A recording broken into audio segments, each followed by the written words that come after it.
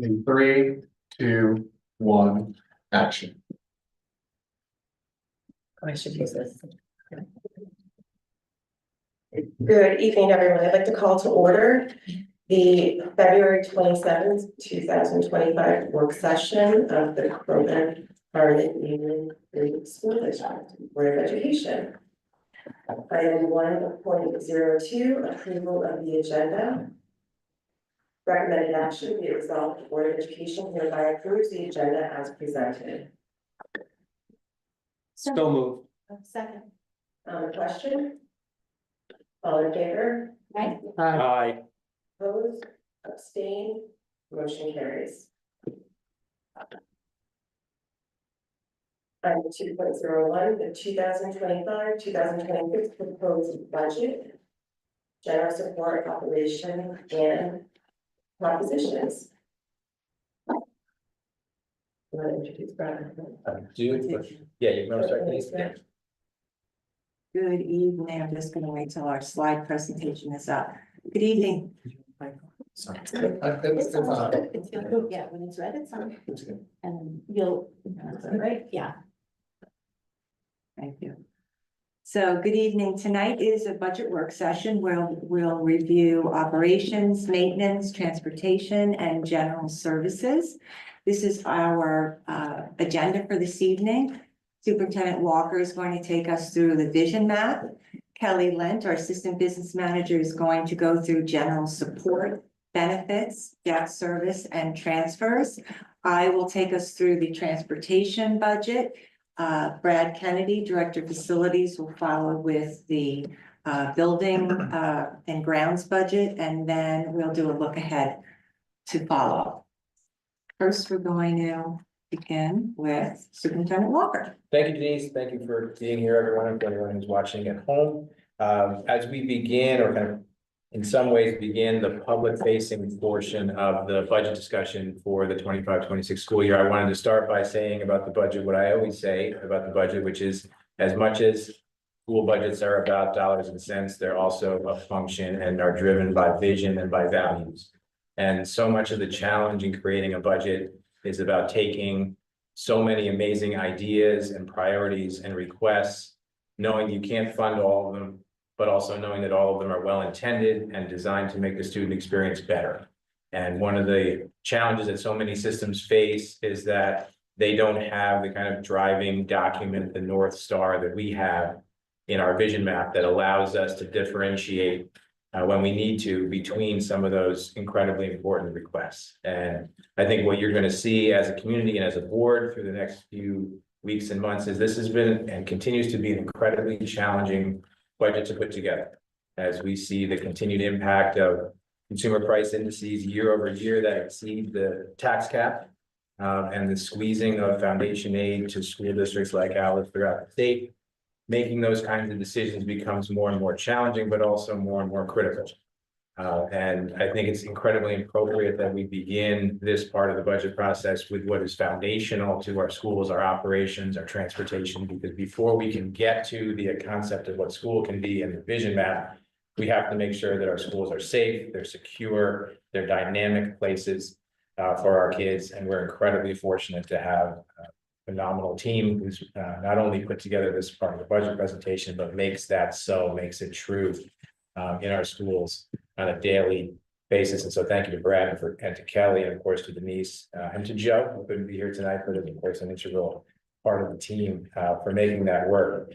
I did want to mention from a vision map perspective that it's been almost 3 years since a team of about 50 administrators, teachers, students, staff members, and parents from across the system came together and created what we now call the vision map, with that idea of what school can be.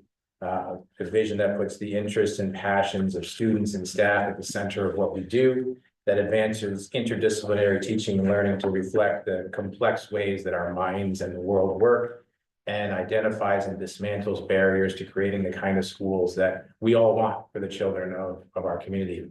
And from the beginning, we've thought about this work and really all the work in the system in multi-year increments. And you'll continue to see that through the budget process over the next weeks and months.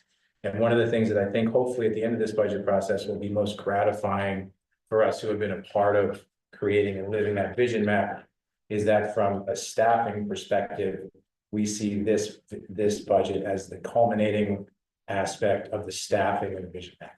Right, that we had a plan 3 years ago when we created it in terms of how to staff it to provide the kinds of opportunities that we think are able to rise to the moment and the occasion and the vision that document puts forth for our community. And over the next few weeks and months, you'll hear from our principals, our instructional leaders about how we anticipate now kind of finalizing the staffing around that and the sustainability of that vision long-term in our system. So as challenging as this budget has been to put together, continues to be to put together, I think it's potentially the most impactful budget, short and long-term, certainly in my time here in the school district. Before I turn it over to Denise, I just want to thank you again. We are incredibly, stunningly fortunate to have you as the steward and the shepherd of this process and every budget process. So it's my pleasure to turn it over to you, but more importantly, to work with you today. Denise, thank you. I got you. Okay, so Kelly is going to take us through our general support budget.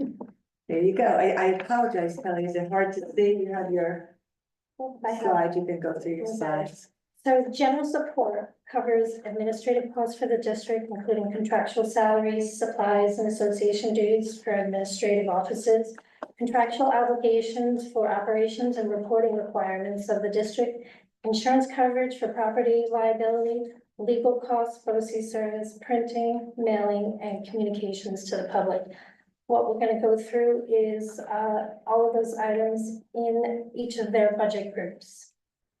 The first budget group is Board of Education. Contractual items include professional conferences and board development services. Supplies would cover NICED law books and general office supplies. BOCES would include professional learning, policy reviews and updates, election management, and board docs software. The district clerk is a stipend position who is responsible for attending all public meetings, record keeping, corresponding, and conducting business and FOIL requests on behalf of the Board of Education. Contractual costs associated with the annual budget vote and trustee election are in contractual and other costs, as well as public notices, the voting machines, and training of the election forwards. And election officer salaries are also included in that amount as well. Supplies would include anything related to the budget and election ballots and just general office supplies. Chief School Administration covers the superintendent and his confidential secretary. The superintendent is responsible for leadership, management, and supervision of the entire school system. Contractual would cover all conferences and professional learning, subscriptions and memberships. Supplies are general office supplies and mailings related to the superintendent's office. Business administration. I'm sorry, could I ask a question? How did the salary go down? Oh, no, I see, never mind. Keep going. Keep going. Actually, What? before we go, just because I know this, I see the format. We have here the adopted budget and the proposed budget for next year. I know that during the year, we have made certain budget transfers, maybe not in this area, but as we go on, I think it is helpful to the board to not only look at the adopted budget as of May 2024, but also how that has been revised by Budget actions transfers. and budget transfers. So we understand, it's a better opportunity for us to understand what we're doing and what changes are made.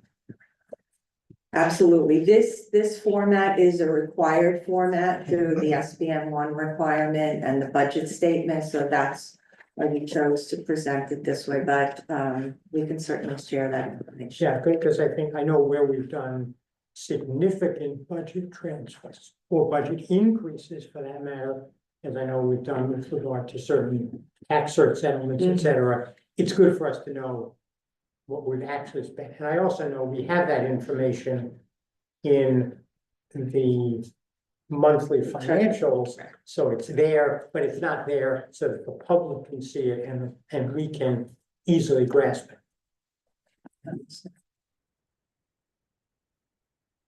Business administration covers the superintendent for business, who's responsible for the management and supervision of the district's financial resources. There is also personnel that are included, 5 business office staff. Contractual items include ed data, professional learning for business office staff, subscriptions, memberships. BOCE services includes services for state aid planning and analysis, Envision, MAG support services, and workshops. So one other question on that, just the district treasurer, is that within business administration, You know, treasurer has its own line. has its own line? We're gonna get there next week. Yeah. Hold on, there we go. Auditing. We have a claims auditor who audits all claims, which are payments to vendors for the district. We also have an internal auditor who audits annually the efficiency and quality of the controls in place. And we also have a financial external auditor who looks at the financial statements for the district. The treasurer maintains the district's accounting records and invests funds and performs other related financial functions. Contractual expenses would include professional learning, subscriptions, and memberships. Fiscal agent is with relation to bond anticipation notes, bonds, and other debt instruments. Contractual costs associated with the issuance of bond anticipation notes and bonds and other debt instruments, analysis regarding funding requirements and alternatives, marketing, the method of sale, security features, credit ratings, and tax implications and other related matters. Legal fees. Can I just point out that we are estimating that that price is going up significantly next year because we intend to bond our capital project. We've banned for 3 years. We have up to 5, but we will most likely convert that to bonds. So there will be additional fiscal agent fees. So Sorry, the additional beyond the approximately 6,000 increase? No, That- that's That's why we have the $60,000 20 cents. Okay, makes sense. Mhm. Legal fees for general counsel, for policy development, special education needs, student discipline, contract negotiations, tenures and seniority determinations, any litigation or other related legal matters, bond counsel for bond anticipation notes, bonds and other debt instruments. We have noticed a huge increase in our FOIL requests over the previous year. From 22-23 to 23-24, approximately 412% increase. And all of those FOIL requests do go to the attorneys prior to being sent out. So another question, since that includes bond counsel. And I know we're gonna need bond counsel for what we just discussed about fiscal agents. And we also may need, additional services from our general counsel. You budgeted $10,000 increase.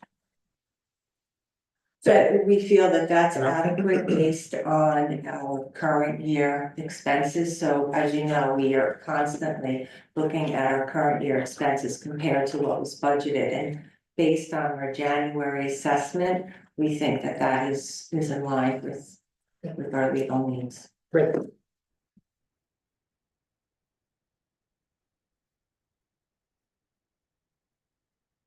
Personnel, includes one human resources office staff who's responsible for civil service processing, the coordination of salary and lane advancement, and GASB reporting for the financial statements.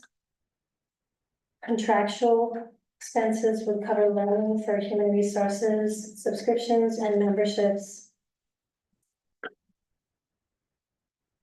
BOCES services would include employee assistance, employee benefits, coordination, labor negotiations, super eval, certificate and certification, and the Affordable Care Act reporting compliance, and chief information officer expenses.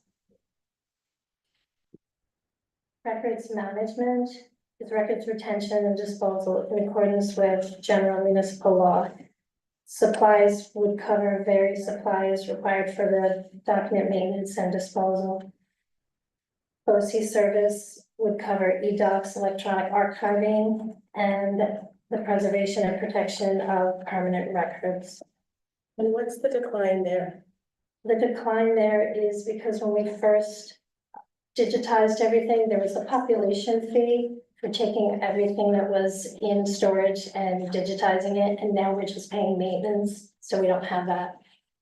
Thank you. So does that mean that everything that is in that large room underneath the kindergarten room has been digitized? No. No, I don't. I didn't think so. It's almost like a holding place for things that's still, but in order, I guess they set everything up. Okay, That's all done. Now it's just a matter of when we get the boxes over there, we digitize everything.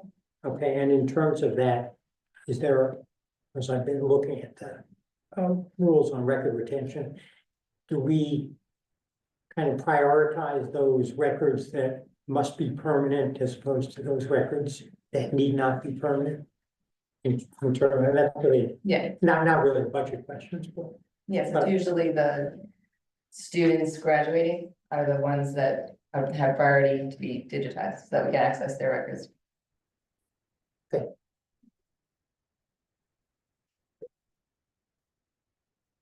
Information services. Electronic communication systems and website development. Salaries cover technical support specialists to assist with website coordination. E-learning site development, communication development, and other technical supports. Supplies cover just various supplies for public information. BOCES covers parent square alerts. Site improve. Blackboard, social media publication website, and graphic development and capturing services and hosting. This decrease, we had a change in software for the website that provided us that savings.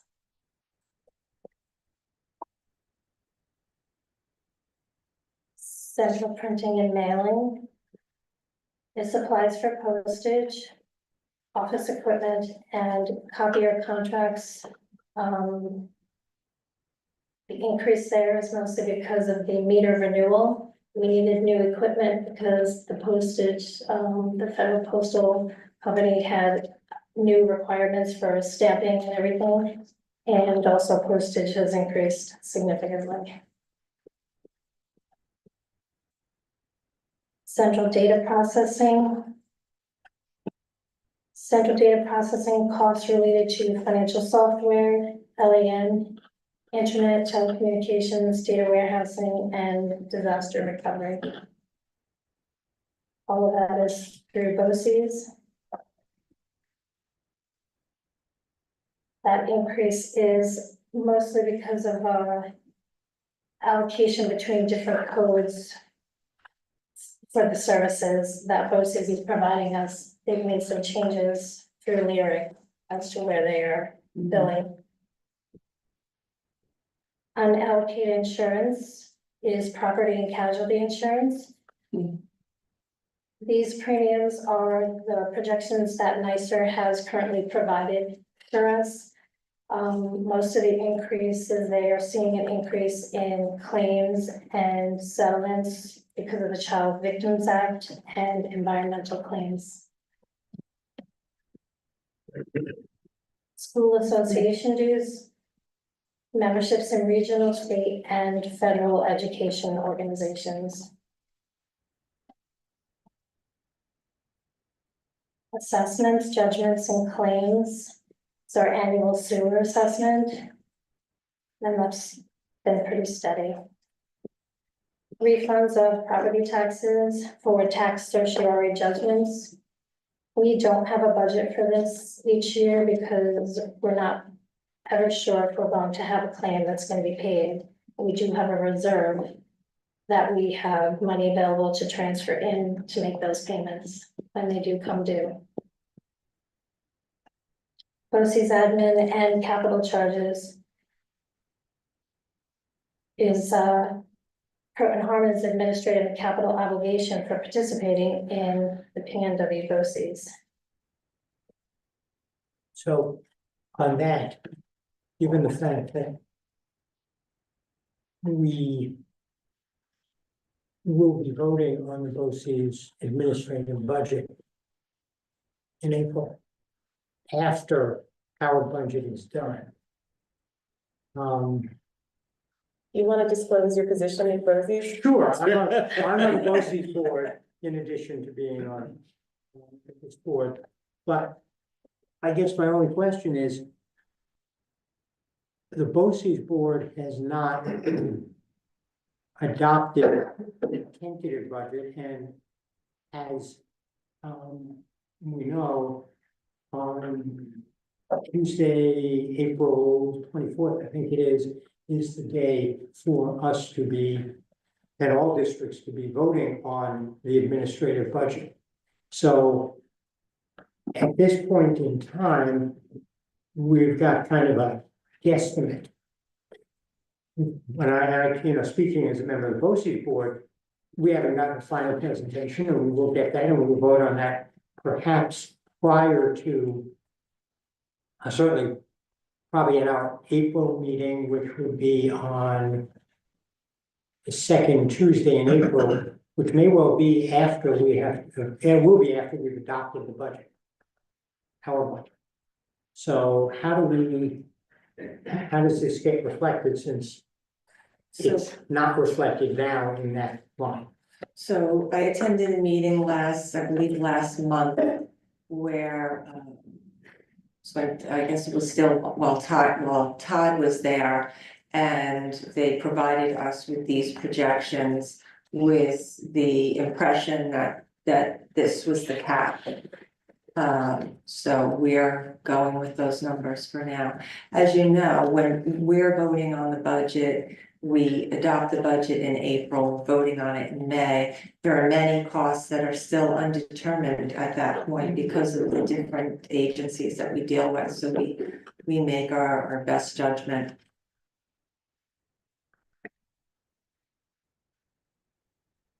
Okay, but just looking at this slide. Okay, I guess the problem was, I'm looking at the slide that was in the deck that you sent to us. It's not lined up the same way. And so I'm looking at this and I'm saying, well, wait a minute, looks like we have an increase and you didn't put anything there. No, you actually did put something there, but the column that says 25, 26 is shaded on what Right. we're looking at on our computers. What you said earlier today is not Right. accurate, so I was confused. Right, so we picked that up, that one slide did not have the budget to budget increase, it only had the proposed and the adopted, so we did make that adjustment on board docs. Okay, Yeah, Neil, if you go to the board docs. Yeah. no, I know, it's just, when I started this afternoon, I downloaded it, so I had it in my file, and You had me nervous there, I thought you knew something that I didn't know. you had me nervous and you corrected Don't do that to Denise. Thanks.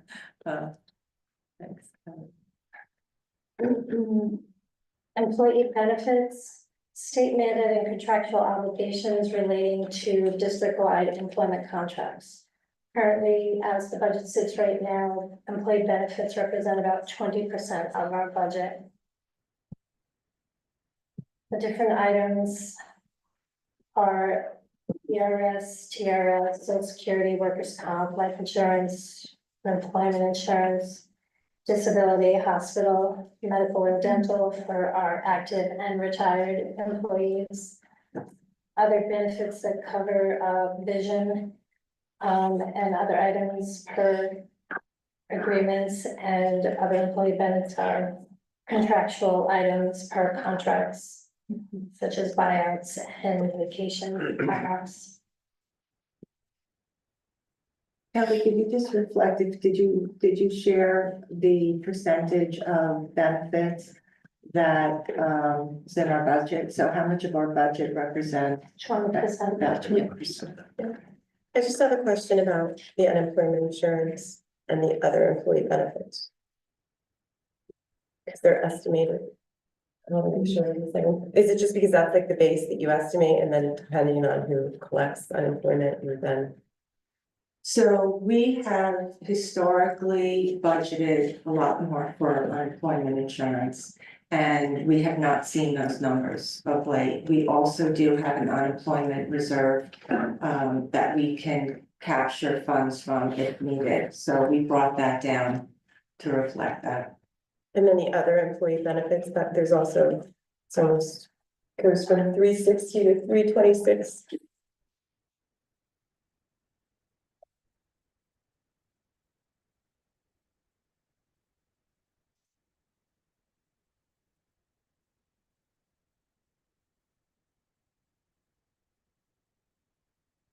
That was reflected because we had a lot of retirements within Brad's unit and I believe it was retirements I that think so too. we budgeted for. And when you have senior staff members on all levels, they have additional, for example, some of our clerical staff and custodial staff has been here for years, so they can buy back more vacation days per year. But as we are getting a younger staff, as we go through attrition, there's less of a need for that because they get fewer benefits and less buyout options. I believe that's the bulk of it, but we will verify that.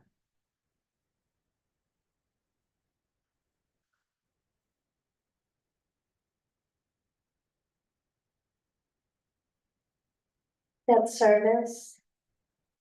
Principal and interest payment obligations for our borrowings, construction bond, principal and interest, bond anticipation notes, and energy performance contracts. These items represent about 8 to 9% of our budget. And the increase is due to the capital project for the banning and the bonding of the debt. But this amount would be offset by the increase in the building aid revenue we'll receive once final cost reports are submitted to the state.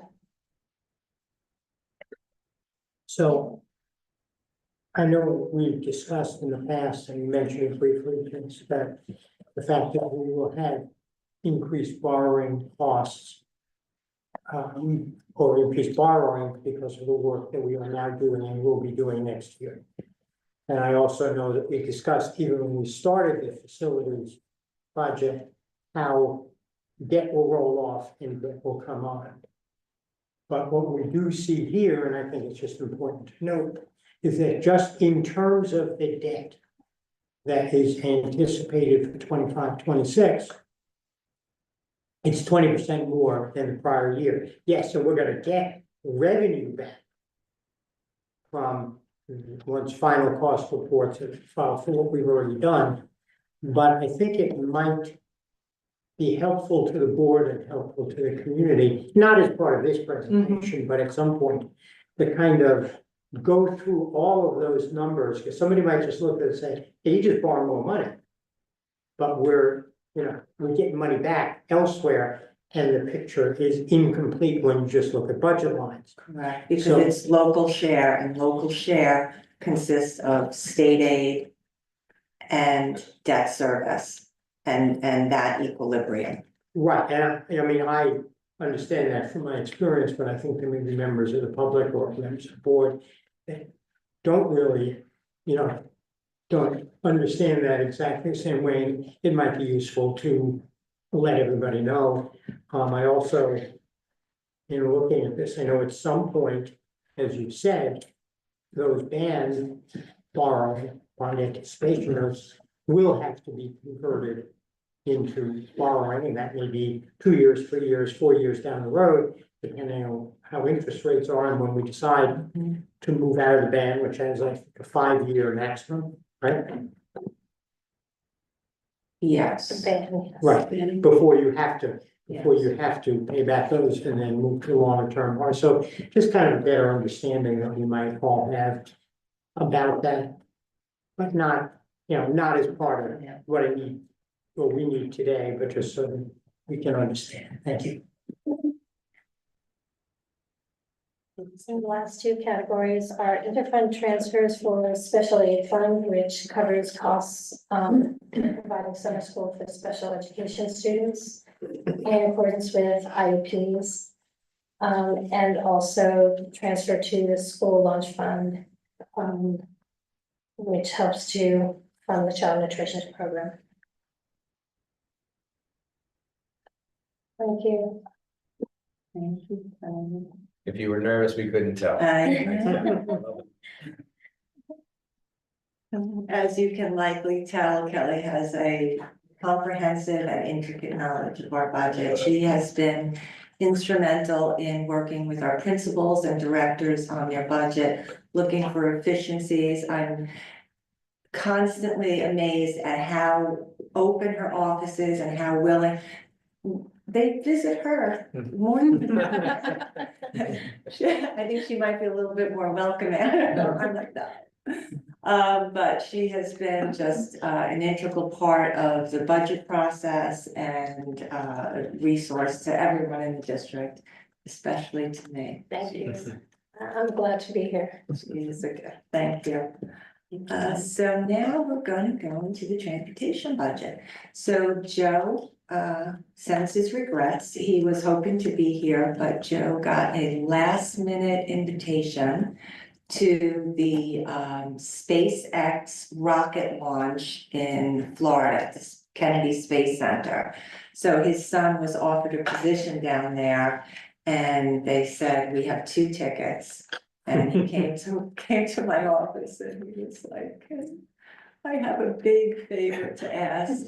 I said, yeah, that's like a sorry, not sorry kind of question. So he wishes he could be here, but he has. So is he going to be learning about other forms of transportation? Rocket transportation, right, okay, so. We're done with jokes.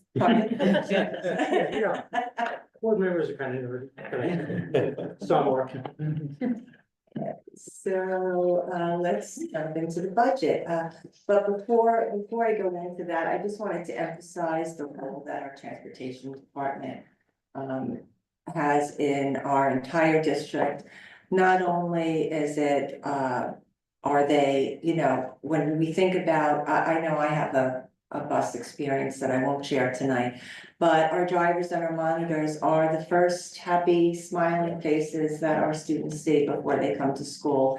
And they have, our drivers and monitors have relationships with them. They notice that a student is a little off or a little down. They'll communicate that to the school office when they get there, whoever picks them up. They, they are an integral part of our students' lives. First and foremost, the fact that they are providing safe and secure transportation, on-time transportation for our students every day. Transportation in district is a privilege. Not all districts have that. So we'll talk a little bit more about that. And lastly, one thing that Rochelle was really proud of, and Joe is as well, is the confidence building factor that riding the bus brings a young student. They have to manage and deal with timelines and responsibilities and getting up, and then the social component of getting on the bus and It's a valuable resource for kids. And as Rochelle always said, you know, go green, ride, go yellow, go green, ride yellow. So one bus can transport, 66 students as opposed to having 66 cars lined up in one of our parking lots. So they are a great department, and I just want to recognize that. So this is our budget, and I will walk you through our budget first, then we'll go through our vehicle replacement needs, some operational highlights, and then some departmental efficiencies. So this is an overview of our budget. This department is predominantly salaries. There's an increase of 5.25% that reflects our collective bargaining agreement, and then we also have some contingency in there for additional, one additional driver and additional sports trips, or if we have some new out-of-district students, et cetera. Then we have the second largest component of this budget is contracted services. So this is technical support to the department for a multitude of systems. We have bus hide, TransFinder, routing systems, communication software. It also is a component, there's a component of our vehicle and property insurance in there, and of course our vehicle insurance. Drug and alcohol testing, training and support for our drivers and monitors through Partners in Safety. Then also technical and maintenance support services for our equipment, our vehicle maintenance equipment, our bus lift, et cetera. So just one question about Yes. that. I suppose that also includes if we ever need to contract for actual transportation, Yes, long range trips, et cetera. yes, and we have a component in there for long trips where we need a large vehicle with a restroom, et cetera. And in this past year or in the last few years, how much has that been? We generally budget about $10,000 for So, that. so it's really very small, and I think that's a Yeah, a it's very testament to small. the fact that we, as a district, do provide the overwhelming majority of our transportation needs with our own staff and our own equipment, and save a lot of money that way. Absolutely. I will even go further into that in some of the next slides. And based on our current expenditures, we are leaving everything else flat for the year, and feel that we can maintain that. So this slide details our vehicle replacement needs and funding sources behind those purchases. So the first is we are recommending the purchase of one 66 passenger electric school bus. That cost has not budged since we started this process. But fortunately, through some grant funding that Kelly was instrumental in securing, we will receive $220,500 in grant funding for that vehicle. So that will be closer to $275,000. Kelly? What would a comparable, About what would a comparable internal combustion engine bus cost? between 175 and 200. Okay, so that covers almost the Yeah. the difference, a 2/3. little bit less than the difference. Yes. Understood. And how's the current electric fleet working? So right now, all of our vehicles are running, but we still have the electricity issue. So power is an issue. We are expecting that Con Ed is going to get to transportation within the next couple of months. I've said the next month for about a couple of months. Yeah, 2 years. Yeah, All right. so Not Brad, you have any new news on that? Solar Electric, the electrical contractor who is doing the capital project up there, they received the equipment for up there. They're working on installing it. The transformer was installed. Con Ed has wired to the transformer. And once solar wraps up, we'll do the switch over. I'll But we'll say, need Con Ed for that. yeah, so Con Ed will have to do that hopefully in the next month. And what does that provide? That will get us to a 1,000 amp service from the 200 amp service that we have, which, depending on the buses and charger configurations, is about 6 to 8 buses total, Okay, that it can support. and we're currently at. We currently have 3 with 1 on the way. 3 with 1. So if we go beyond. Sorry, if we go beyond 6, we're gonna be going back to Con Edison with hat in hand. About 8, right? 6 to 8. Yeah, it depends on configurations. They constantly are changing the chargers and the setup, so, you know, probably every 7 months or so. Yeah. They come out with a new version and software, so there's a lot of technology. Plus or minus a few. And then, yes, but we would have to go back to Con Ed and upgrade our service again. So a couple other questions. The first is, I know we have vehicle replacement needs that don't necessarily coincide with the timing of a delivery of a vehicle, any vehicle, but particularly an EV, before we have to take vehicles off the road. Permanent. So, So how so Does that work? according to the governor's, recommendation, requirement, I don't know what we're calling it now. It's 2027, we are no longer able to purchase internal. Yeah, combustion. And that's not really my question. The question is, if the voters approve a new 66 passenger vehicle Mhm. and the other vehicles that you're Right. gonna talk about in a moment, and we will have a time delay before Yes, the order is delivered. yes, I know that time delay is particularly lengthy with regard to electric vehicles, at least that's what's been written in the literature.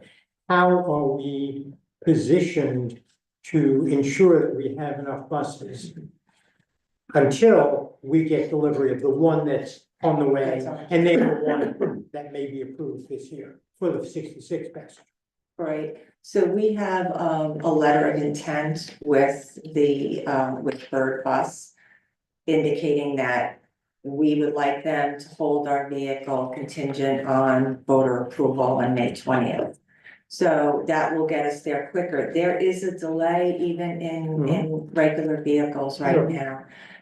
So the timeline, and I'll share about that a little bit later, but the timeline between when we need to plan for these buses, what we need voter approval for these buses, and when we can order them and have them delivered, it is a very, very, very, very long lead time. So, we feel, you know, I met with Joe, last week. He feels that we're okay with the 66 passenger. The areas that we're having more difficulties is the smaller vehicles. So for out of district transportation, for some of our shorter runs, those vehicles, you know, we slow down we almost put our vehicle replacement plan to halt during COVID. So now it's kind of catch up period. We also lost 2 vehicles, and instead of purchasing newer vehicles, we purchased secondhand vehicles, which are approaching their end of life. But as far as the 66 passenger, I think that we are okay at this point. So have enough in reserve so Yeah. that when I know 2 or 3 need to be out of service at any point for either repairs or inspection, 6, yeah, or whatever that number is, so we're okay as far as that's concerned for the moment. And I'm obviously, when we talk about the other vehicles, the 20 and 30 passenger and hybrids, we will be talking about, just want to make sure that we're okay on those as well. If you can address it that. I'll hold my question until you talk about the smaller buses. okay. So the first recommendation is for the 66 passenger electric school bus. that will come from our transportation reserve fund. So several years ago, we established a transportation fund reserve for the purpose of electrifying our fleet. So that bus will be purchased from there, less the 220,000 in grant funding. We are proposing for the smaller vehicles to come out of current year appropriations. So when I arrived in the district, we were banning our buses. So we did an analysis and realized that instead of borrowing to purchase those vehicles, we could look at current year reserves and ask the voters to approve that at the May meeting so that we didn't have to spend the borrowing costs. And that has worked well. I think that there will come an end as our budgets get tighter and tighter and tighter, that this option may not be a possibility in years to come, but for now, we've done our fund balance projections and we think that we can cover it. And we are looking to purchase one 20-passenger vehicle and one 30-passenger vehicle and two SUV hybrids. So one 20-passenger vehicle is replacing bus number 135, which is 3 years beyond its life expectancy already.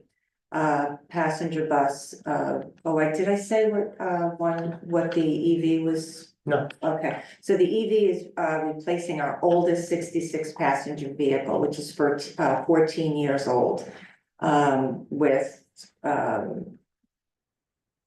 I think about 70,000 miles on it. Then the one 20-passenger vehicle is replacing a 2013 vehicle that is 3 years beyond its life expectancy. The second 30-passenger vehicle is replacing bus number 136, and that will be 4 years beyond its life expectancy. That's a 2012 vehicle. And then the one 7-passenger hybrid is replacing bus 168, which has about 110,000 miles on it. And that's from 2019. Those vehicles get a lot more miles, obviously so, because they're going longer distances.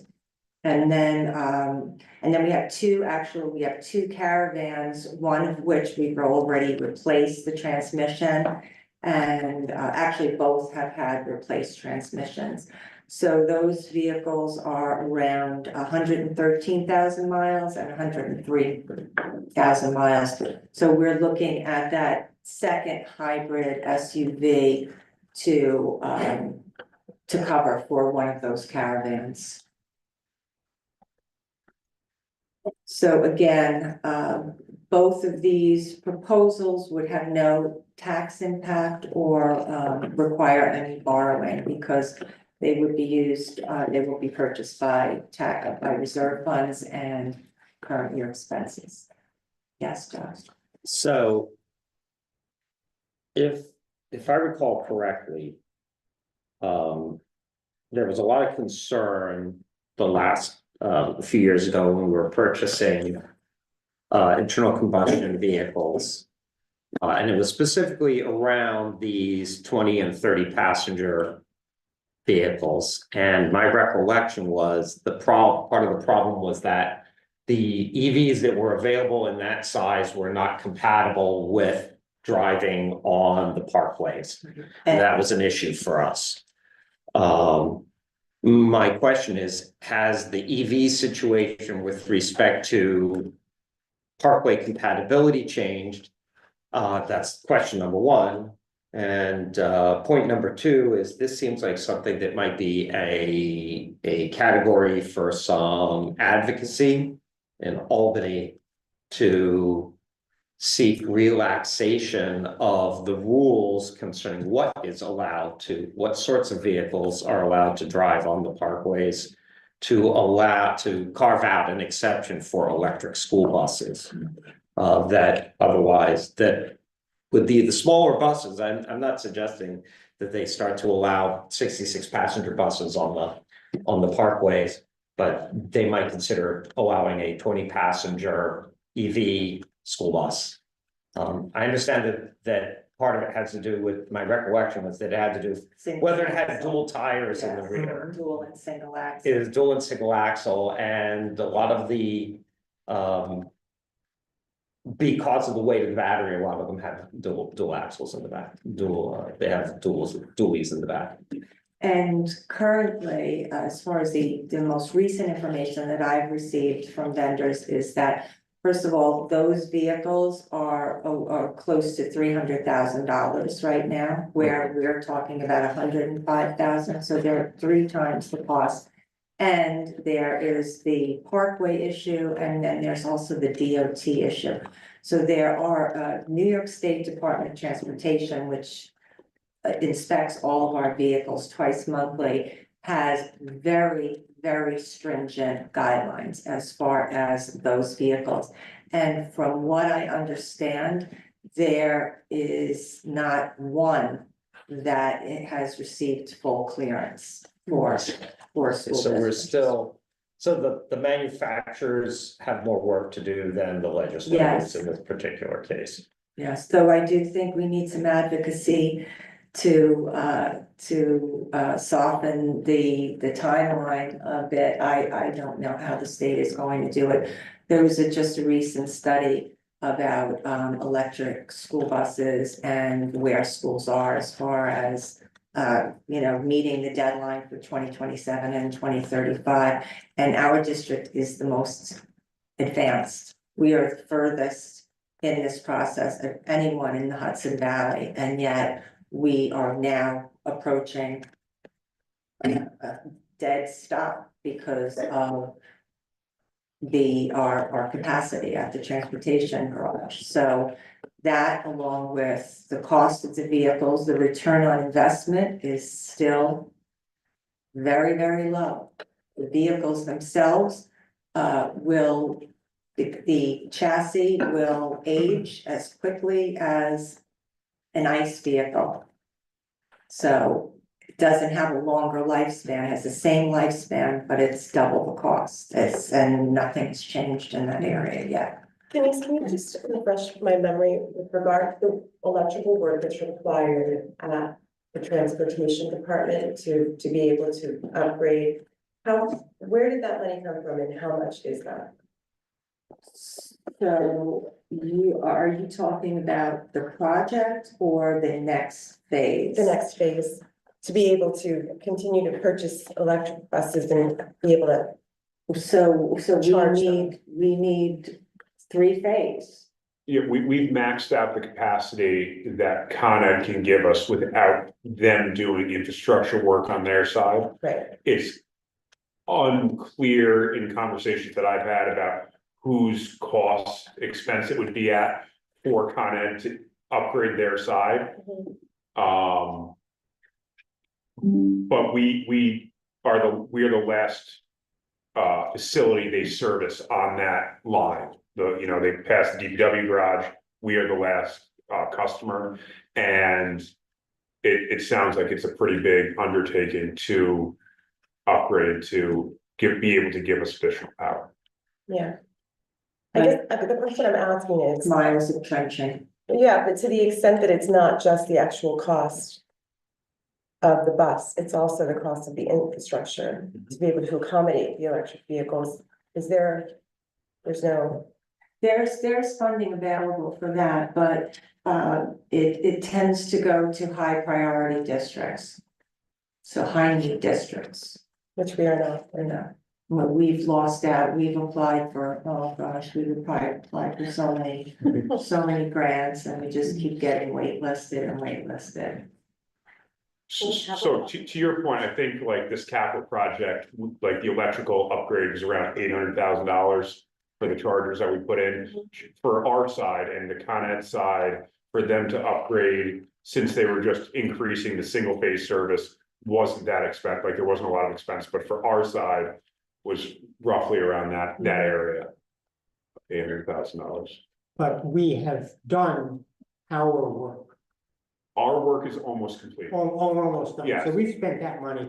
The question is, for Con Ed to do what they need to do, and whether Con Ed pays or we have to reimburse Con Ed, that's gonna be the question, as I understand what you said, is still kind of up in the air. Well, for the current project that we're doing. Yeah. That's already been decided, and we have the cost for that, which wasn't that high because they wouldn't give us three-phase service. They maxed out the single-phase capacity they had, and it wasn't a high expense to us for that. But moving forward, we would have to go to three-phase service, which requires a lot of work on their side. Paid for by somebody. Undecided, we would have to flip that. So I know they keep telling us that, but there's three-phase, the Con Ed line, it's a 1 kV line. Actually, I think it's a 3.6 kV line, runs as far as the DPW garage, and that is a three-phase feed. I can tell just looking at it. Yeah, no, correct. The DPW, which is right next to us, has three-phase. I think the issue is the overall load of that circuit, and for asking for such an amperage increase would take that line as a whole to be too high. We're Yeah, talking. because it does come up, it comes up over Mount Airy. Yep.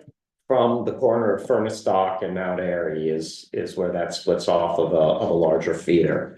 It comes up over Mount Airy and down. Yeah, prior, when Paul was here and initial talks were going on with Con Ed and getting three-phase, they were talking about having to rerun cables all the way over from Furnace Dock across all of Mount Airy to be able to support a three-phase service at transportation. And we were actually approached by the village, right, because the village is also interested in it, and we looked at a multi-million-dollar endeavor 3 years ago. This is a larger topic that is outside of the scope of this meeting. But it's something that we do need to keep following up on and push on, and it's something there needs to be advocacy on, because if districts are expected to stop purchasing internal combustion vehicles, which is a laudable goal, the infrastructure needs to be in place to do that, and to expect every school district to foot the bill for that is untenable. Untenable.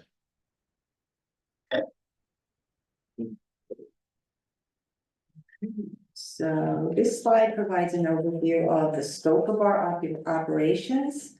Every day we transport students to various schools, our own, other schools, sporting events, after-school programs, etc. So this is a look.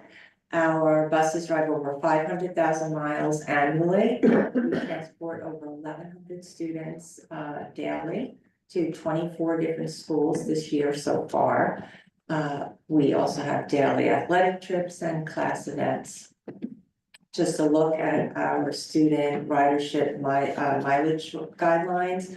K through 12 is 3/10 of a mile. So if you live within 3/10 of a mile, you would walk to school. Beyond that, you would take our buses.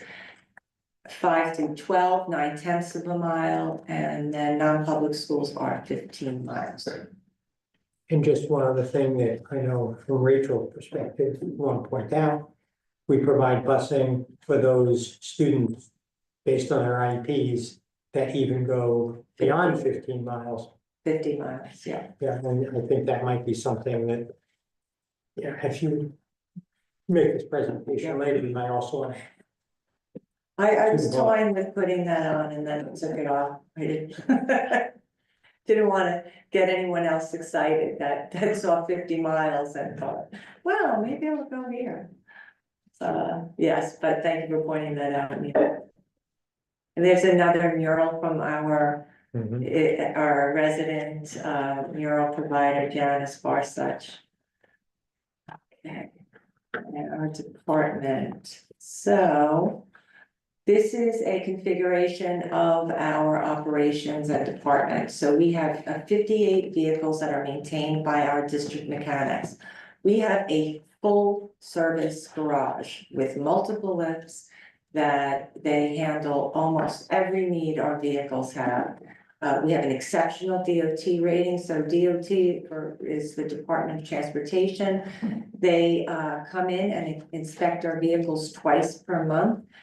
Every 2 months, we need to have 6 vehicles taken off the road, so we need to have 6 spares while they're inspecting those vehicles at all times. So that's another factor in our fleet replacement plan that we need to consider.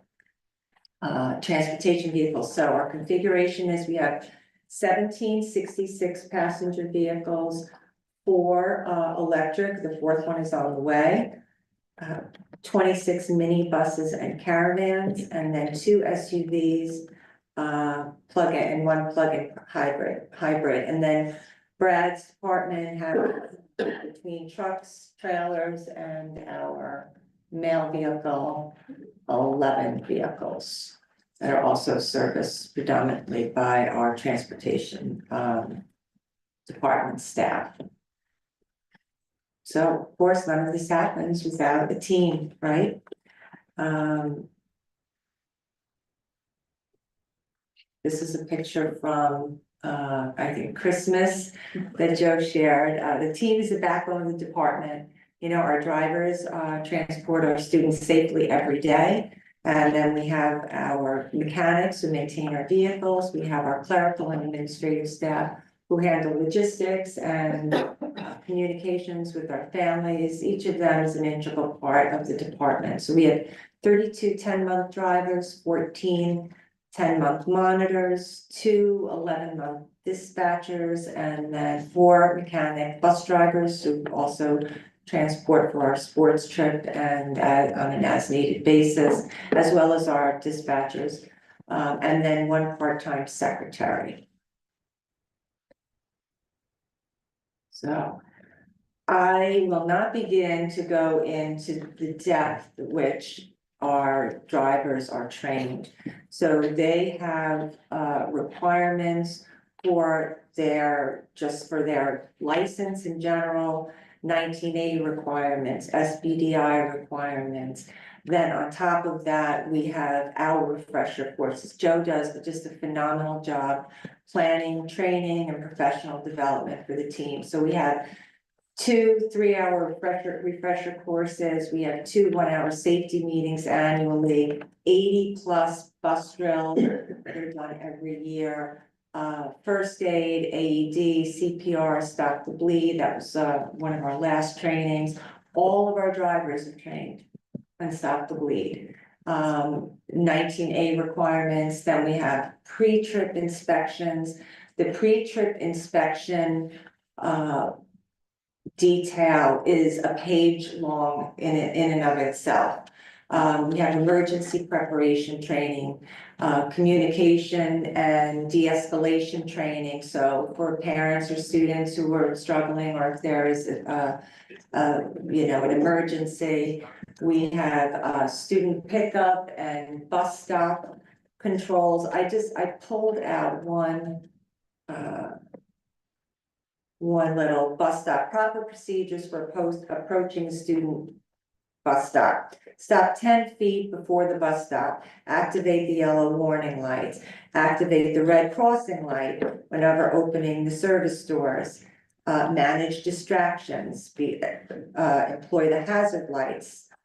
With railroad crossings, there's another 10 protocols that they need to go through. So these have to be continually trained and continually reinforced with our team. And Joe just does a phenomenal job. The professional development and training is key. And it also really serves as a team building exercise as well, which is extremely important. And I'll share about that in a moment. Some of our operational and departmental efficiencies is we have reciprocal transportation agreements. So if HenHUD is going down to master's school and they have 1 student and we have 3, we will develop a reciprocal agreement and work on transportation with their students and ours, either there and back or both. Each shared bus run saves about $40,000 in electricity and or fuel labor. vehicle costs and also reduces greenhouse gases. We purchase off of the Office of General Services fuel contract. We used to do a cooperative contract with Clarkstown, but they've since pulled that back and OGS has taken that on. We have automated our 19A reporting and maintenance. So 19A requirements are extensive. The Department of Motor Vehicles will come in and audit the department. Now we have everything automated. So whatever requests that they have, we can easily provide that to them. And then we also have assurances within that process to make sure that deadlines are met and certifications are renewed on a timely basis.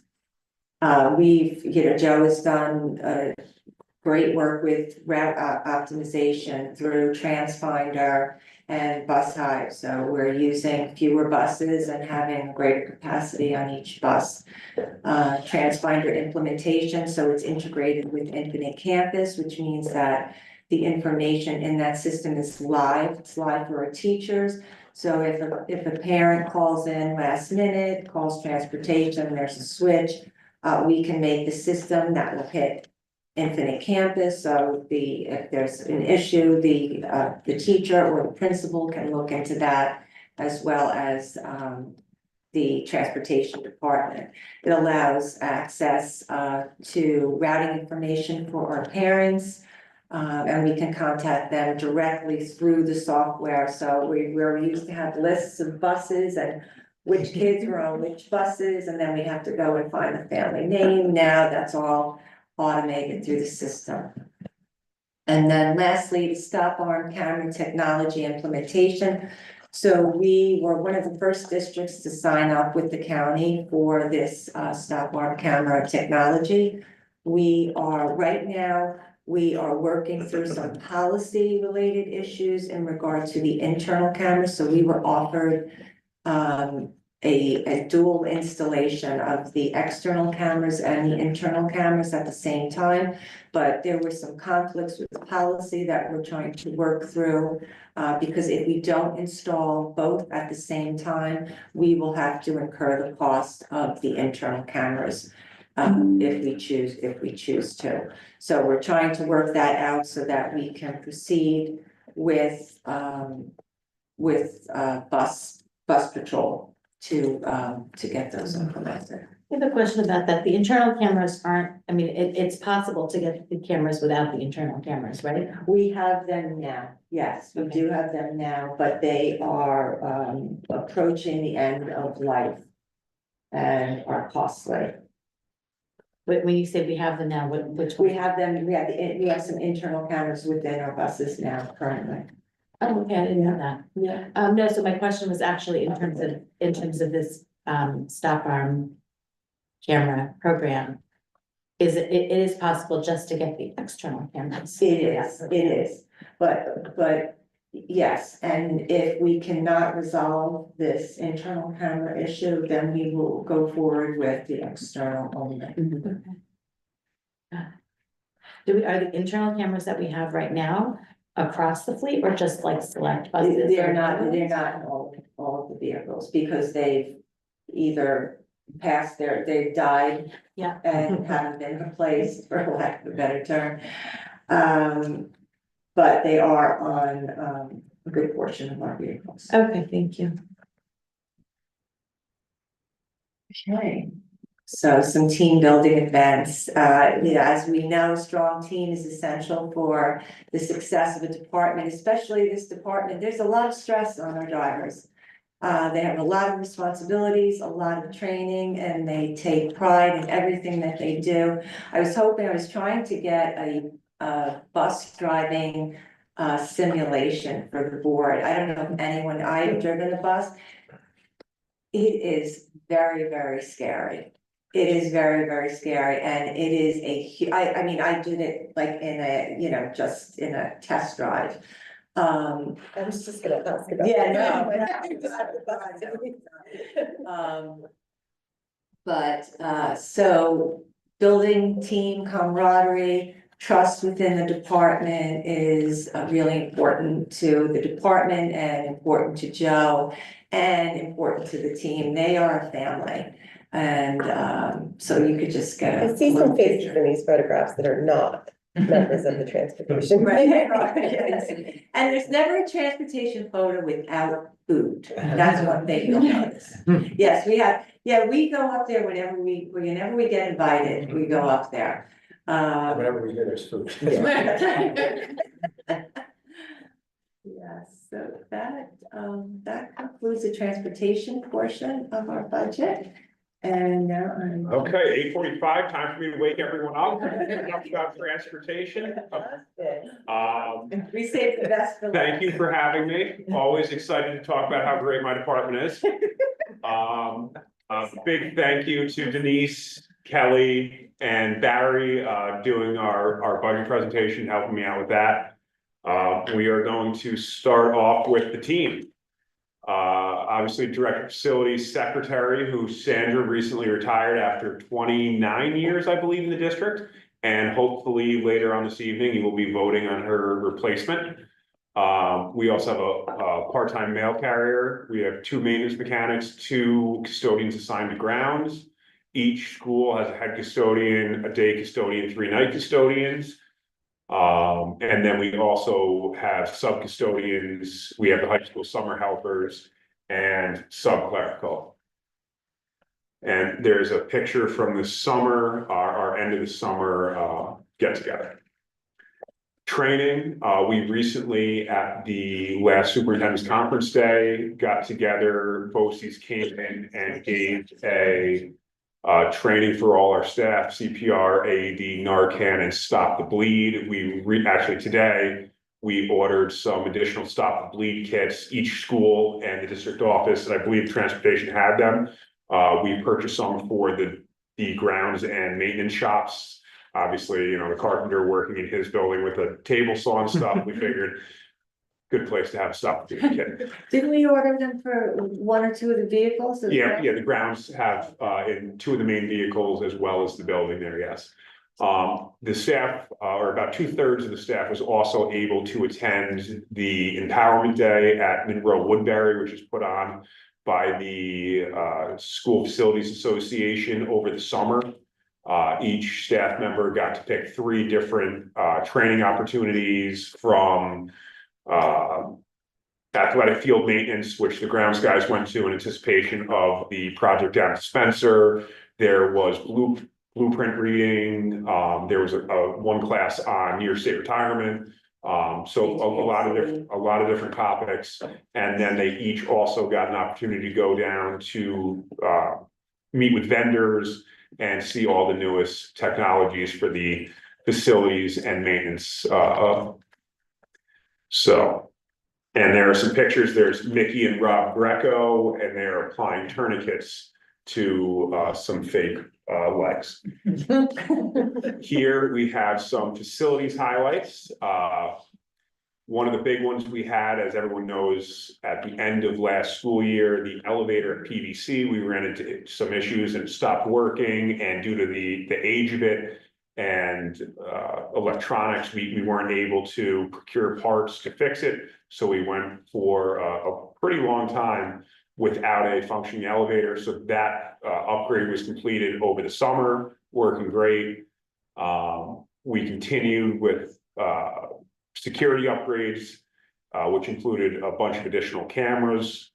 At CET Field, as part of the capital project, we increased the length from 300 feet to 330 feet, which allows us to put a full-size lacrosse or soccer field, which will assist this spring with Spencer being out of commission to put lacrosse up there, boys lacrosse. So having lacrosse and them throwing very hard rubber balls around, we actually were able to repurpose the ball wall netting from Spencer Field, and the grounds guys installed footings, and we'll be having a net in between the playground where after school programs are going on while the boys are playing lacrosse on the field about 40 feet away.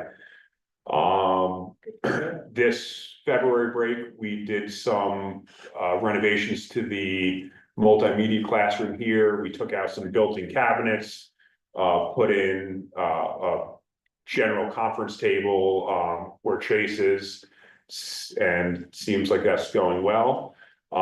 We replaced a bench down on 129 by the crosswalk that had seen the end of its useful life, and we replaced that. As part of the capital project, there was a storage room that was taken over that will be the new cafeteria. And we had to relocate a storage area, so that moved into one of the copy rooms here, which then moved the copy room into the main office. So our in-house staff did that renovation over the summer. As always, we try to do as much painting as possible. Our goal is a 10-year cycle, and it's amazing how much painting there is to do within our buildings, so. Like laundry. Yeah, it just keeps coming. So, we continued with that, and then last, the picture to the right there is the steam condensate return tank at PVC, which was replaced during the PVC addition. And there was some issues with that, and our in-house staff, Mickey, took care of those and then gave it a fresh coat of paint. And we hope it lasts as long as possible because it doesn't actually fit out the door, so we'll have to cut it up to get it out, and then to get a new one, we'll have to bring it in and weld it back together. So we hope to get the most out of that tank as possible. One of the biggest budget lines in our department is contracted services. Covers quite a variety of areas: HVAC, plumbing, electrical, doors, windows. I mean, there's just a ton of stuff covered there. To the right is a picture of a 130-foot crane. This past spring, we replaced the chiller at PVC, and as part of that, with the roofing project, we added about 8 to 10 inches of insulation on top of the existing insulation, so we had to raise that steel framework that it sits on. So that's a picture from that day. Didn't we fix the cupola as well? Oh, yeah, well, during the roofing project this summer, yes, we replaced the roofs on the addition. We rehab the whole cupola and put a new weather vane, which might go on most important. Yes. I thought you just cleaned it and put it. No, the actual weather vane, we replaced it a few years ago, and during a storm since COVID, it blew off. And so we ended up going back and replaced the one we just put up matches the one prior that failed after like 80 years. So hopefully it lasts another 80 years versus the 6 years or 5 years that the last one did. So now, and Steve, don't stop me. All right. We have some new stuff coming, and we did some budget prep, and I got to tell Steve about some of these things, and he just. The master library. Couldn't contain himself. He had to stop me from just going on about this stuff. So Viking Pure Solutions is something that we piloted at the high school. We just finished a 60-day pilot. And it is to get rid of some disinfectants and cleaners that we currently use. Right now, we get chemical concentrates. We have dispensing systems that, take the concentrate, put it in, mix it, dilute it. Viking Pure offers a solution that they give us equipment here. It's hooked up to a water feed. There's an patented electrolysis process with salt that produces a green, 2 different products. One's a disinfectant, one's a multi-purpose cleaner. They are Green Seal approved. The owner of the company who came and did a demo, spraying the stuff in his mouth. You can spray, the disinfectant is 100 times stronger than bleach. You can drink it like water, and it's a better, safer product. So we did a 60-day pilot here. The guys raved about it. It also, currently we order the concentrate, we have to store it, you have to worry about, it leaking, it going bad, Space. expiration dates and all that stuff. So this this seems like it's working great, and our plan is to, over the next year, slowly roll it out to the other buildings, so that way we can use up the product we have. We obviously don't want to throw it away. So we're slowly, we did the demo here, the pilot, shifted all the concentrates we had to the other buildings. As they're using it up, we'll then, you know, at probably CT next, and then PVC, roll this out, and absolutely great product. Then Master Library is a work order system. So currently we have a system that we've probably had for 15 years. I don't think there's been an update to it in 15 years. So one of my big things has been to get into the 2025. Like we a lot of the stuff we did is paper forms, and we recently rolled out when school's not in session, there are building checks, guys come in, make sure there's no leaks, make sure there's no vandalism, windows open, doors unlocked and such. So we took that from a paper form that would be filled out, 3-hole punched and put in a binder to sit there for a couple of years before you throw it out, to a Google form. We sort of went through, talked to the head custodians, came up with additional information, like, you know, what would be valuable, and put that together on a new Google form, which each building has iPads now. You come in, you carry the iPad with you, you can fill it out as you go. You can take pictures, which are then uploaded to that report. And you can sort of, similar to Master Library, you can make database decisions from real information. So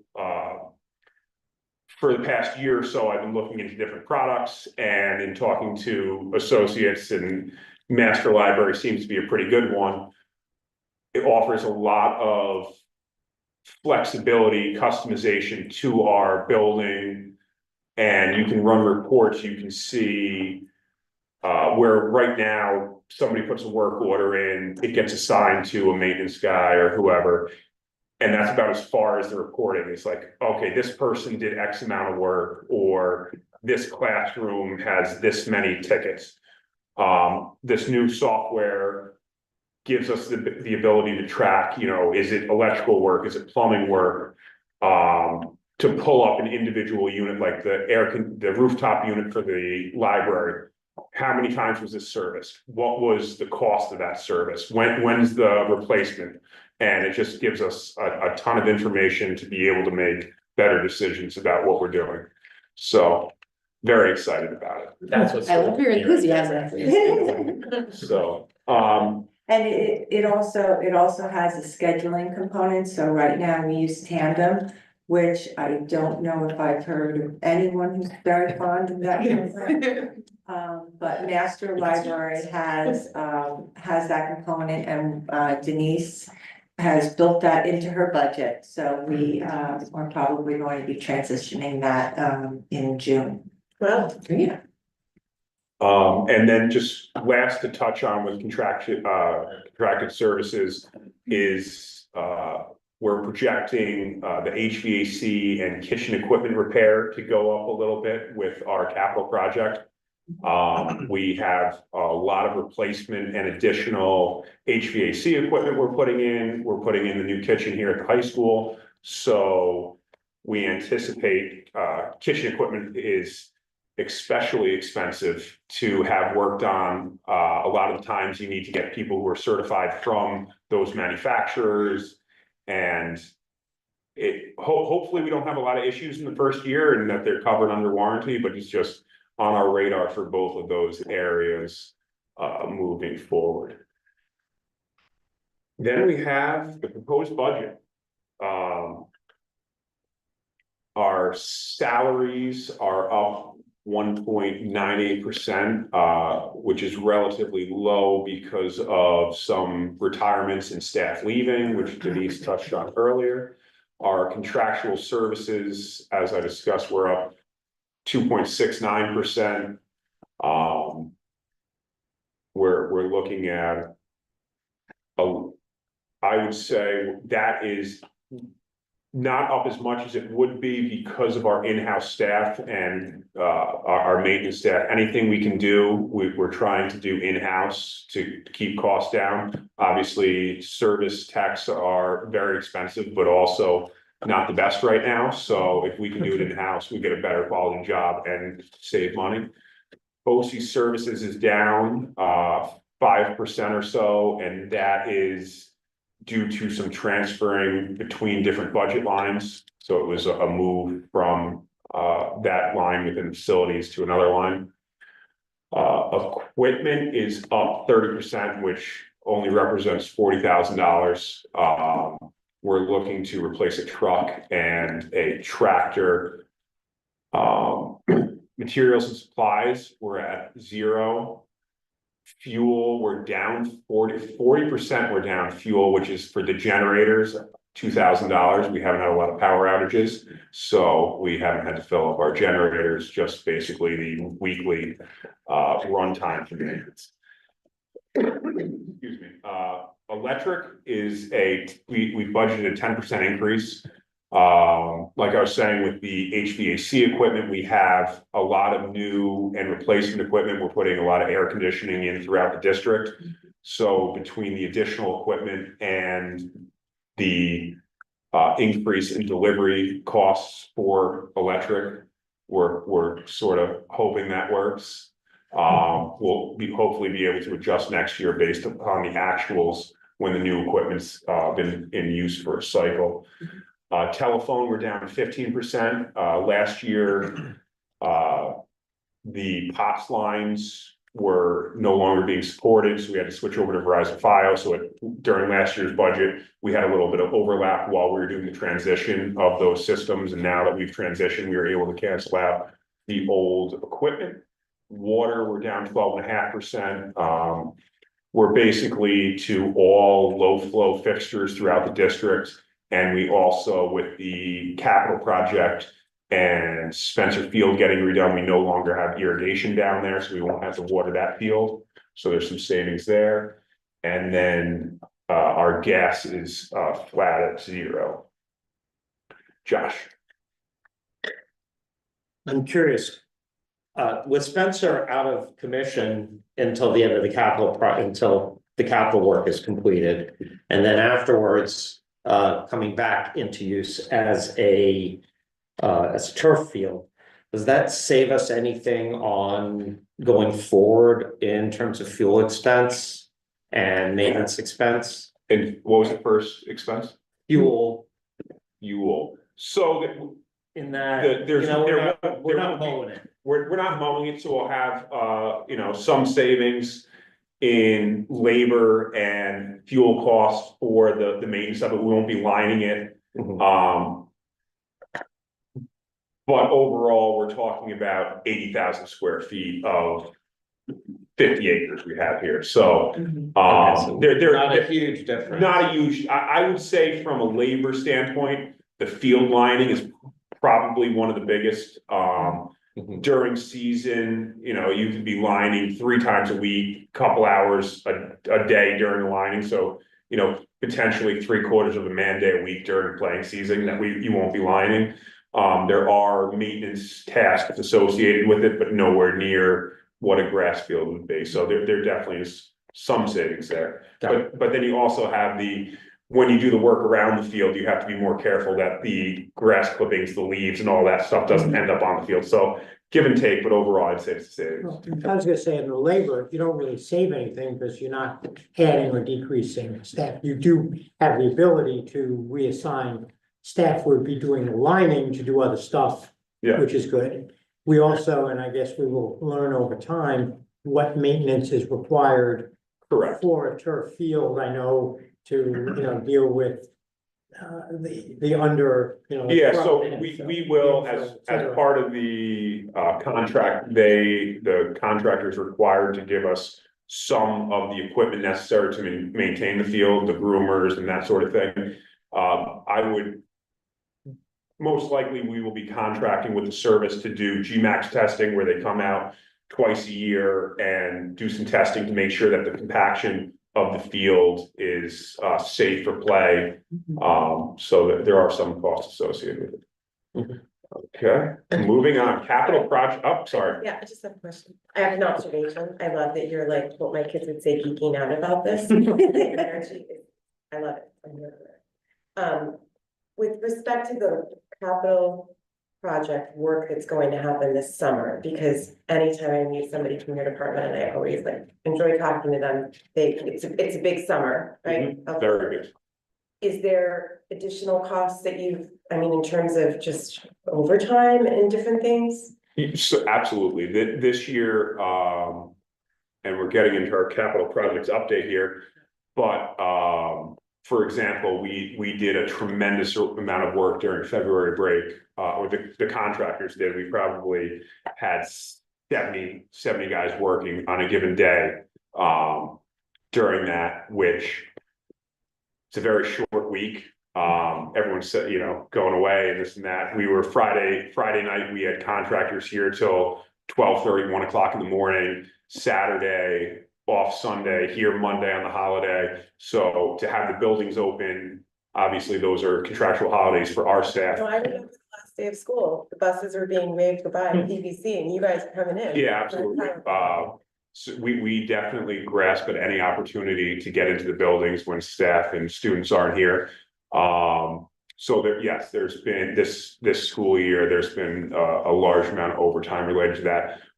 CET, we did abatement of 3rd and 4th grade floors, which was supposed to go through Saturday. Luckily, they finished that early Friday. So then we had the GC in on Saturday. We did floor leveling on Saturday, which then, once that was completed Sunday, we were putting classrooms back together. A lot of moving pieces.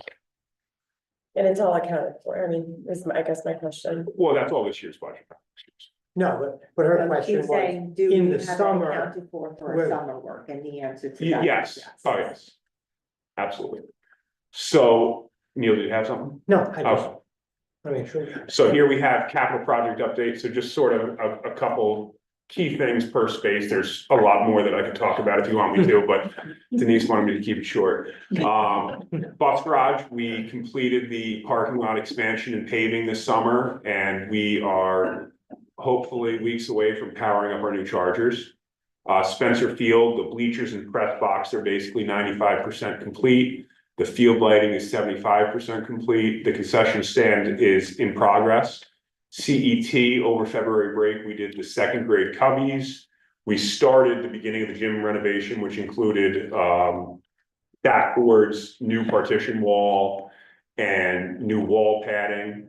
We have some electrical work, painting, and other exterior door replacements that will continue. We did a bunch of flooring at CET. PVC, we turned over student support suite and they are moved in there. We're underway with the outdoor learning space in the courtyard. And we did a bunch of flooring work over February break, which is shown in the right 2 pictures, the cafeteria. We put new LVT in, and then bottom right is the lobby with new ceramic tile, which turned out amazing. Wow. And then high school, the auditorium is underway and should be turned over soon. The cafeteria and innovative learning center are well underway, and the music suite has been turned over. And we did some flooring as well, which is shown on the left side. That's the 2nd floor corridor there. Here's some pictures of the bus garage parking lot. Joe's team was very flexible. The amount of work we did in that time period was astonishing. So we were paving day before. Yeah, we luckily Van Cortlandt Manor, actually, I spoke to them. We were able to use their parking lot to store all our buses when we did the paving. So that was fortunate. Here is Spencer Field. We have a rendering of the field on the left, and on the right, we have Bay Crane setting the press box on top of the bleachers. Wow. Here is actually, I was putting my budget presentation together, and I have a bunch of photos of PVC from 1939 when it was being built, and then this is CET in 1954. So that is actually the library, which at the time was the cafeteria. So different angle of where the picture was taken, but the left side is a rendering of the STEAM space that we will be starting on April 1st at CET. So it's actually the same ceiling currently that will be getting ripped out in the right picture as part of this project. This is the PVC student support, left side rendering, right side is the actual from a couple days ago. In the back, there are still some yellow totes full of files that have to be emptied, and we're waiting on the light fixture to be installed over the seating area there. Is the middle piece just like a long table? This is one. Yeah, it's like 2 or 3 separate tables pushed together. Which, no, there's one table that it took 5 people to flip that table up. Divider in the middle? The long table behind the circle, it doesn't move. No. It moves with a lot of people. With great fortitude. Here is the Innovative Learning Center at the high school, left side renderings, right side actual. You can see the air conditioning units and a lot of the HVAC work is in place. The steel is in place that the nano walls will hang off of. Definitely a neat place. They were framing up. If you look on the right side or the left side in the top rendering, that circular wall there was just framed up yesterday, so should be pretty neat. Here is the high school auditorium. A lot of work going on there. We have the rigging company has been working on the stage this past week. A lot of the audio video equipment has been delivered and is waiting to get put up. They're doing patching of all the walls and repairs to the plaster, and this color scheme, there's about 6 colors, and all the trim has like 4 different colors. It's really going to pop, and we should be seeing that in 4 to 5 months. And questions? Great, thank you. Just have to Thank you. Can you commend, bring that to Rafiki? I need to commend Brad for his proactive leadership. He is so committed to the project, to this district, so skilled and experienced. He is just a pleasure to work with, and what an asset he is with district. Here, Thank you. Thank you, Brad. Thank you, Brad. Thank you for having me. Letting me give a talk. Thank you for being here tonight.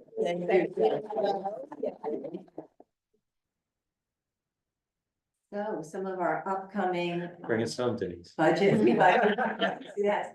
March 13th will be Vision Math, Technology and Athletics, followed by school budgets, building level budgets, curriculum and instruction, and our pupil personnel budget.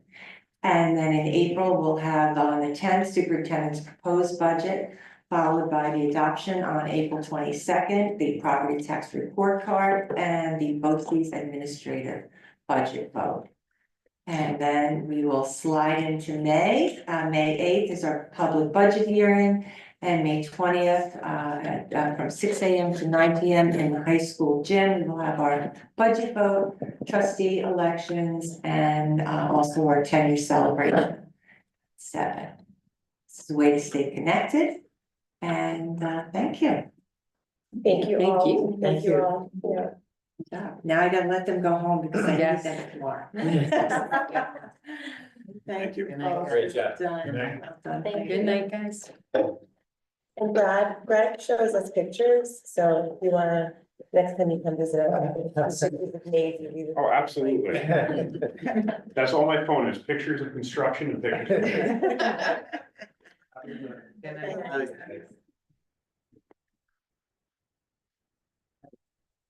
So moving into new business, item 3.1, side letter of agreement. Be it resolved, the Board of Education hereby approves the side letter of agreement between the Croton Harmon Union Free School District and the Croton Teachers Association bargaining unit as presented. So moved. Second. On the question, Hold on just 1 second, let me.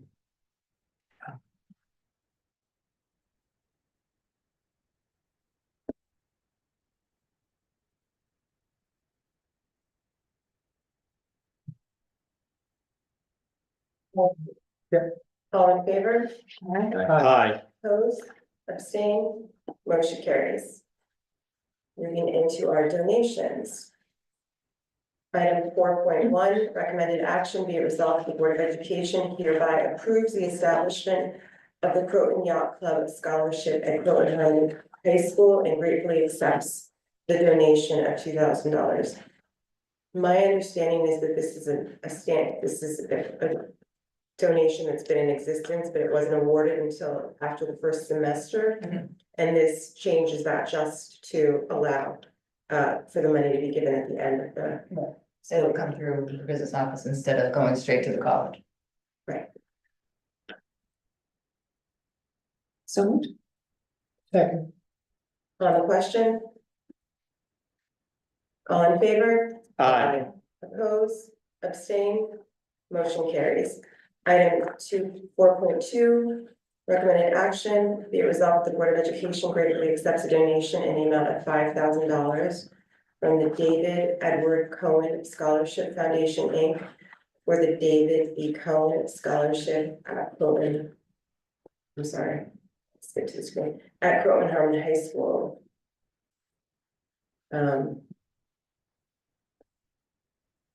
I just want to say, I'm sorry, this award is given to in memory of David Edward Cohen, Croton Harmon High School class of 2007, who excelled in academic achievement and demonstrated great civic and moral character.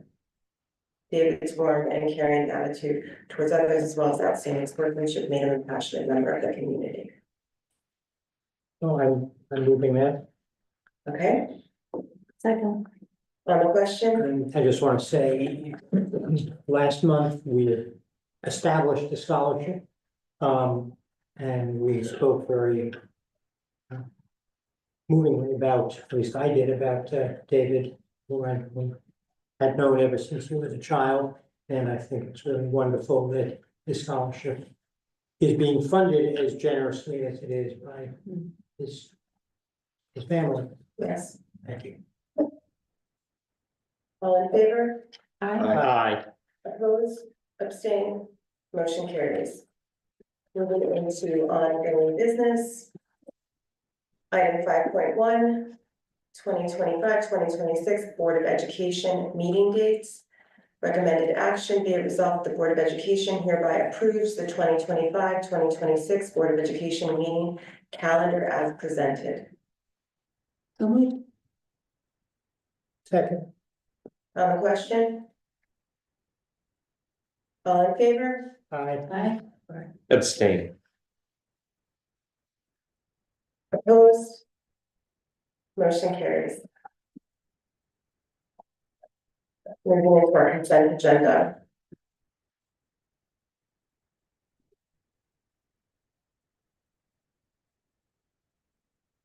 Item 6.1. Non-instructional personnel recommendation. Recommended action be resolved, the Board of Education hereby approves the non-instructional personnel appointments as presented. Yeah, No, It should be. The what? Yeah, It's not we on should here. It just doesn't, Yeah, yeah. it It's not on should here. say, Should be in there. it Yeah. should say that, and I'll make the motion or say it, which is a resolve that the board approves all items on the consent agenda as presented. So moved. That's my motion, and I'll say it. On the question? Give me a moment. Yes.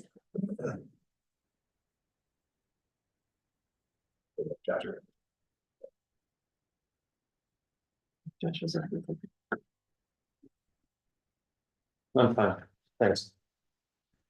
I just wanted to draw attention to a couple of items on the consent agenda. First, under 6.02, the resignation of Gregory Cicero. Gregory has been a part of this system for more than 45 years now. Grew up here, went to school here, started his career at CET, and for the past close to 33 years has been a member of the staff And so when we talk about the concept of once a tiger, always a tiger, he, as much as anyone, embodies that. We're incredibly proud of Gregory for having been appointed the Director of Facilities in the Hyde Park Central School District up in the northern part of Dutchess County. It's an amazing opportunity for him. They're incredibly fortunate, and just want to take this moment on this occasion to thank him for innumerable contributions, not only to the functioning of the place, but to the culture of the place. He is a part of the DNA of this system. So Gregory, thank you. Gregory.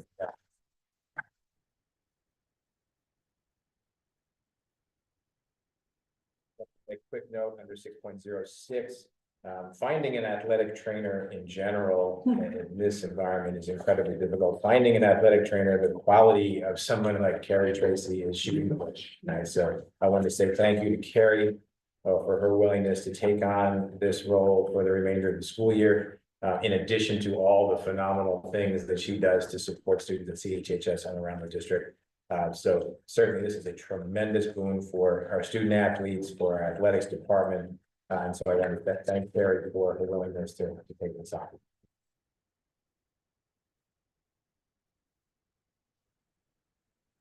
All in favor? Aye. Aye. Abstain? Opposed? Motion carries. Moving into the closing of the meeting. The board will recommend, the board will be entering executive session. So recommended action, be it resolved that the Board of Education hereby enters into executive session to discuss the employment of a particular person or persons. So moved. Second. On the question? All in favor? Aye. Opposed? Abstained? Motion carries. So we will now move into the executive session at which point, Great day. at the conclusion, the board will exit executive session and close the meeting. Have a good night.